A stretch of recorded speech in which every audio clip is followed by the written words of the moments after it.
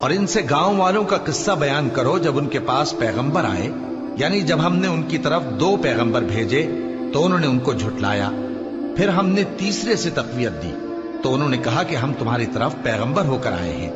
وہ بولے کہ تم اور کچھ نہیں مگر ہماری طرح کے آدمی ہو، اور رحمان نے کوئی چیز بھی نازل نہیں کی، تم محض جھوٹ بولتے ہو۔ انہوں نے کہا کہ ہمارا پروردگار جانتا ہے کہ ہم تمہاری طرف پیغام دے کر بھیجے گئے ہیں، اور ہمارے ذمے تو صاف صاف پیغام پہنچا دینا ہے اور بس۔ وہ بولے کہ ہم تم کو اپنے لیے منحوس سمجھتے ہیں، اگر تم باز نہ آؤ گے تو ہم تمہیں سنسار کر دیں گے اور تم کو ہم سے دکھ دینے والا عذاب پہنچے گا۔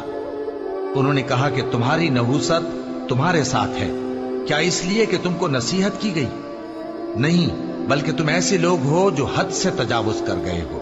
اور شہر کے پرلے کنارے سے ایک آدمی دوڑتا ہوا آیا، کہنے لگا کہ اے میری قوم، پیغمبروں کے پیچھے چلو، ایسوں کے جو تم سے صلہ نہیں مانگتے اور وہ سیدھے رستے پر ہیں۔ اور میں کیوں اس ذات کی پرستش نہ کروں جس نے مجھے پیدا کیا اور اسی کی طرف تم کو لوٹ کر جانا ہے؟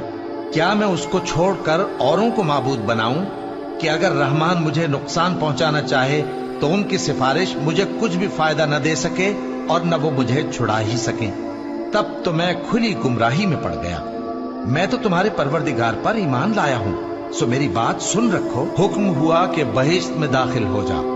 بولا کاش میری قوم کو پتا چل جائے کہ میرے رب نے مجھے بخش دیا اور مجھے عزت والوں میں شامل کیا، اور ہم نے اس کے بعد اس کی قوم پر کوئی لشکر نہیں اتارا اور نہ ہم اتارنے والے تھے۔